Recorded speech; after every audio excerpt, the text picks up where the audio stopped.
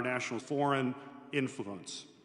Unfortunately, this misguided subpoena risks amplifying efforts of our foreign adversaries to interfere in the 2020 election.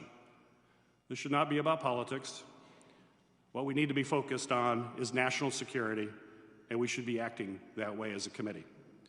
I have been requesting since December that the members of this committee be briefed by both the FBI and the intelligence community. We can't allow this committee to be taken advantage of by adversaries who are seeking to subvert our democracy. And I again ask, Mr. Chairman, if we could arrange briefings before we go further down the road with both the FBI as well as the intelligence community. And with that in mind, I'd like to offer a motion to put on the table.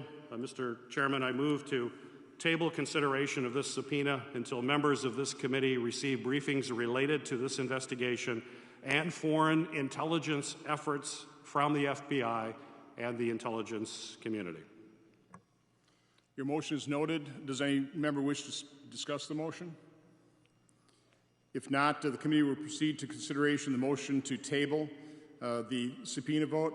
If I ask a roll call vote? Okay, the clerk will call the vote, or the roll. Senator Portman? No. Senator Paul? No. Senator Lankford? No. Senator Romney? Oh, no by proxy. Senator Scott? No. Senator Enzi? No. Senator Hawley? No. Senator Peters? Yes. Senator Carper? Yes by proxy. Senator Hassan? Senator Harris? Senator Sinema? Yes by proxy. Senator Rosen? Senator Johnson? Yes. I mean, no. Kind of get on a roll there.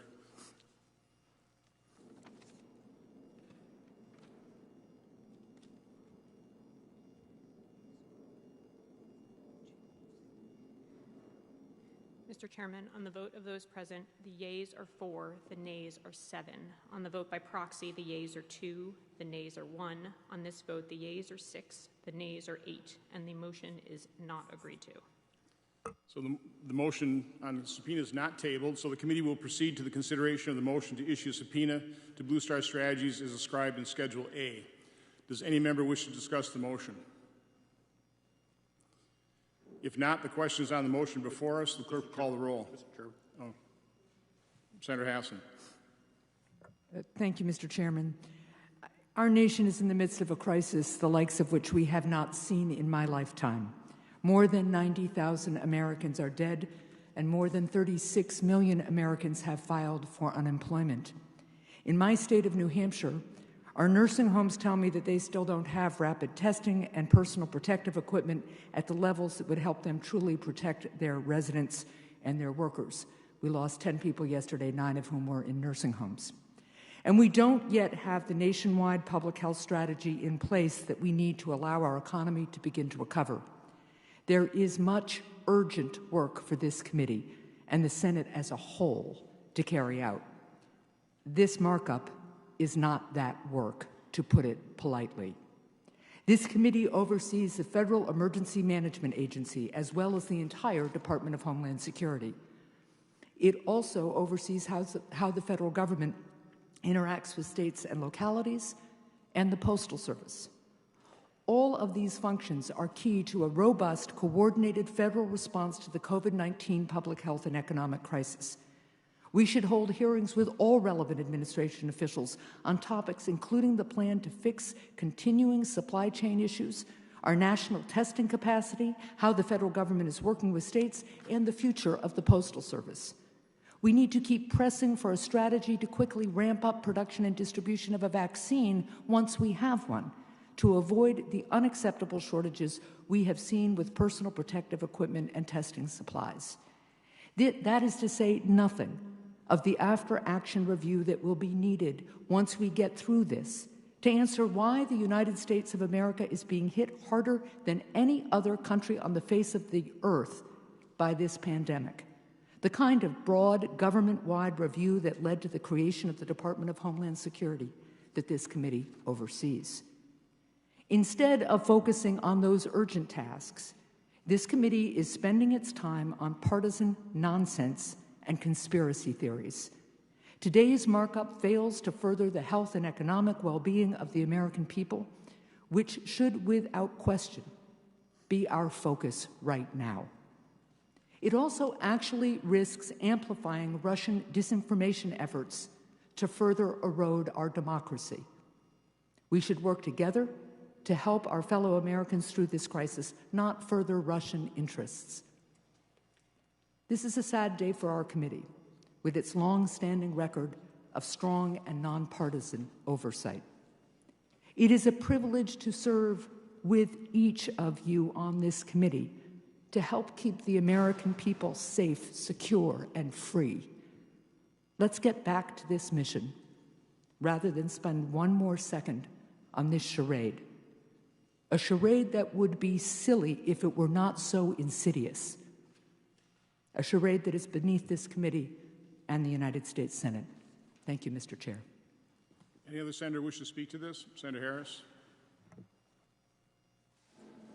Mr. Chairman, this committee has the responsibility, dare I say the duty, to investigate threats against the homeland and watch over how federal government and our federal government is preparing to respond to them. This clearly includes how government agencies are addressing COVID-19. These agencies, for which we have oversight jurisdiction and a duty of oversight, include FEMA, which is tasked to coordinate and lead the entire federal government's response, including procuring testing materials, distributing PPE, and ensuring the public is receiving accurate information about the virus.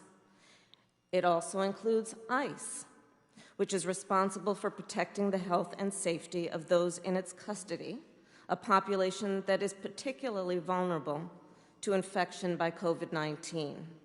Our oversight and duty of oversight includes the Office of Personnel Management, which is responsible for federal workers and their benefits, many of whom are on the front lines and do not have the option to telework. Our oversight responsibilities include the United States Postal Service, which has become an even more vital resource during this time by ensuring that people have access to essential goods like medicine, toiletry, and voter ballots.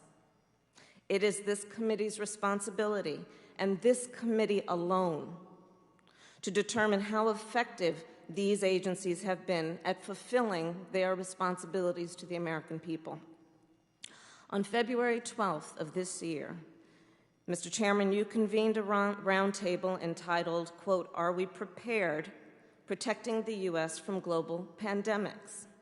At that time, I asked you why we did not have even one current administration official testifying, why there was not even one current member of the Trump administration that was testifying so that we could have accurate and current information about the plan, if one exists, to protect the American people against this pandemic.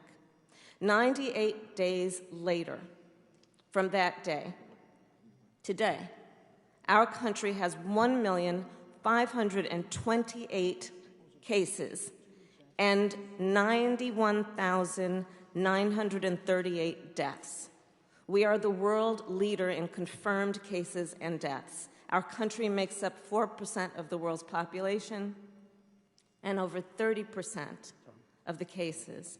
Based on recent numbers we've seen, every day that we fail to schedule an oversight hearing, Mr. Chairman, every day you fail to schedule an oversight hearing, an average of at least 20,000 people in America will become infected because of this virus, and an average of at least 1,000 Americans will die each day from the virus.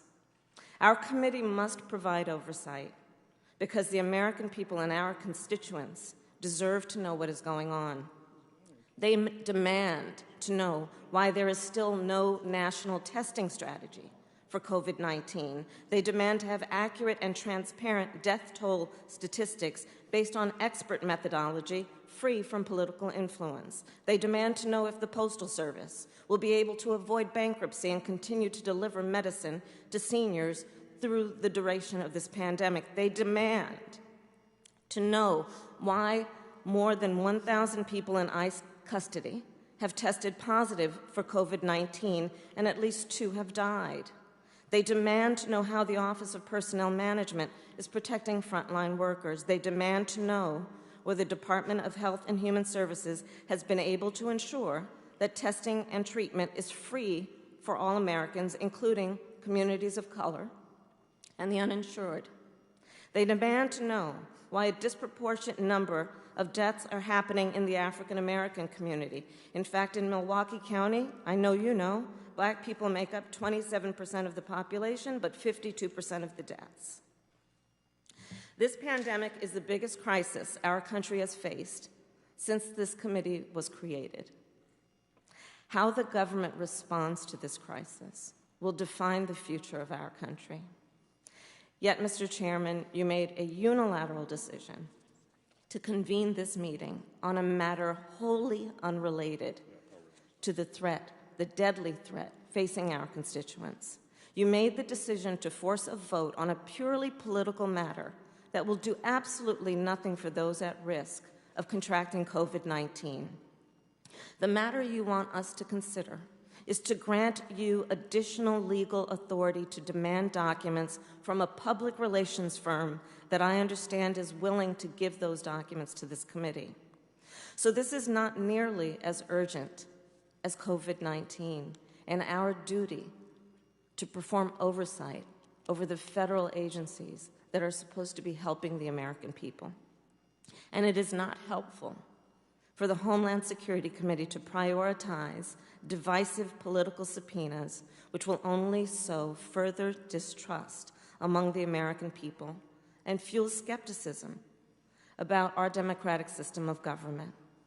Today's agenda reveals a lot about the Senate majority's priorities, sadly. There are literally matters of life and death waiting for our committee's attention.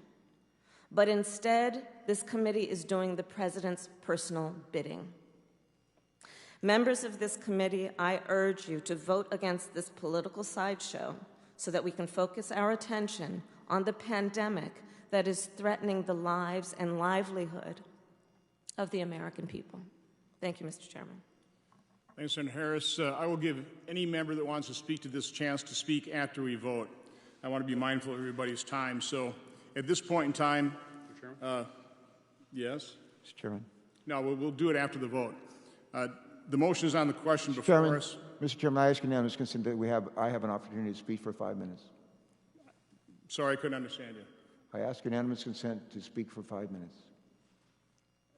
I'm sorry, I can't understand the muffled. I ask unanimous consent to speak for 5 minutes, please. After we take the vote. Mr. Chairman.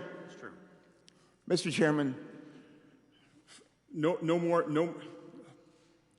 than 5 minutes. This will be the last member speaking before we actually take the vote. Go ahead, Senator Carper. Thank you. Put the clock on. Blue Star Strategy. Who is Blue Star Strategy? I had no idea. They're led by a woman named Karen Tramontano. Who is she? She used to be a deputy chief of staff in the Clinton administration this last term. She worked alongside Erskine Bowles.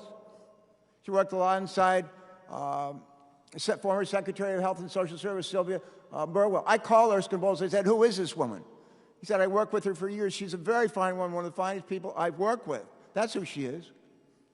She's willing to meet with this panel, this committee, anytime. They've provided information. They've been responsive to the request for information. Not once, not twice, as recently again as this week. They're willing to come and talk with you. And anybody ask any questions that you want. Their attorney is a guy named Peter Kadzak. Who is he? I didn't know who he was, so I found out.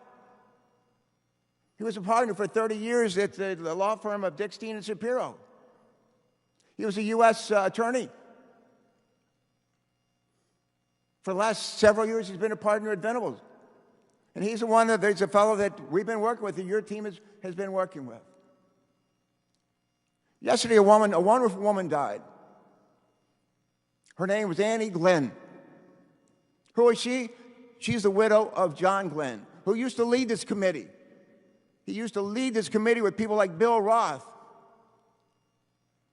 And you know what? They worked together. They got all kinds of stuff done. When I was elected to the United States Senate, I asked Joe Lieberman, I said, what committee should I try to get on? He said, get on governmental affairs. You're a treasurer, you're a governor, it'll be good, you'll be good at this. Do oversight, save money, you'll like it. Little I know that later that year, 9/11 would come along. We'd face the biggest crisis we'd faced probably since World War II. And you know what happened? We pulled together. This committee, under the leadership of Susan Collins, under the leadership of Joe Lieberman, pulled together.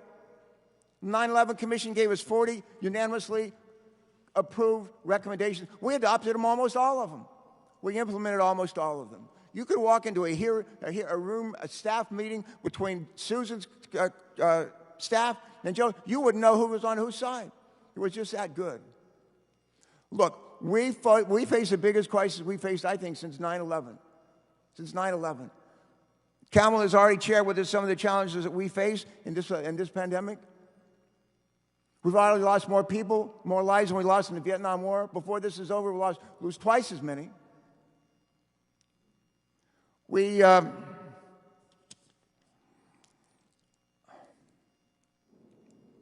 Excuse me just for a second.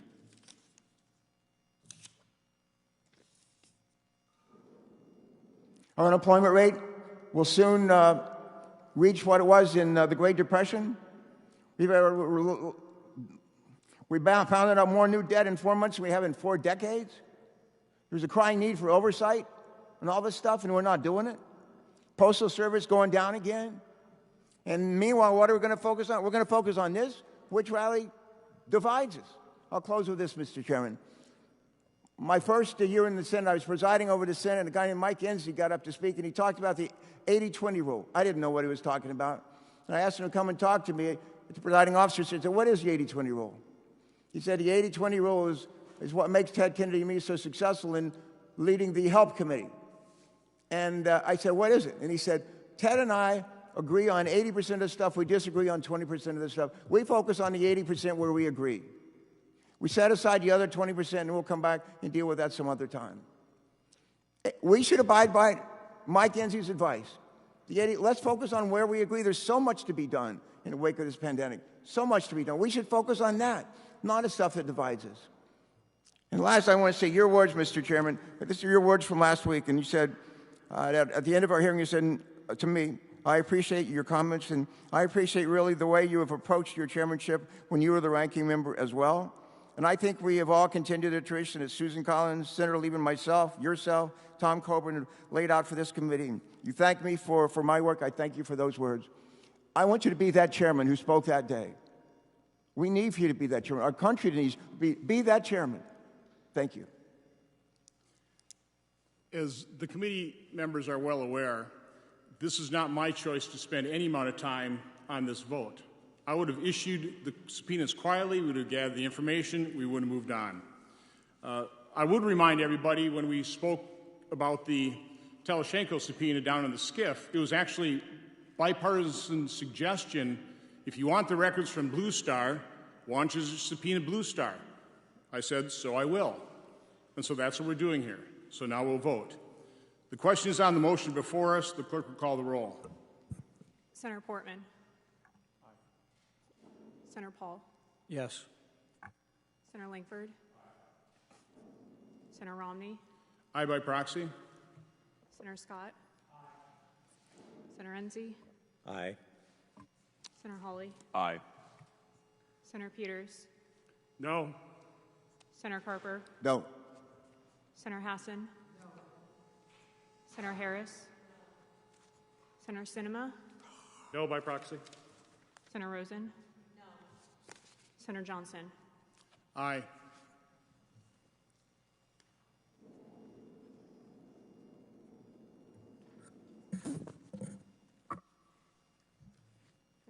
Mr. Chairman, on the vote of those present, the yeas are 7, the nays are 5. On the vote by proxy, the yeas are 1, the nays are 1.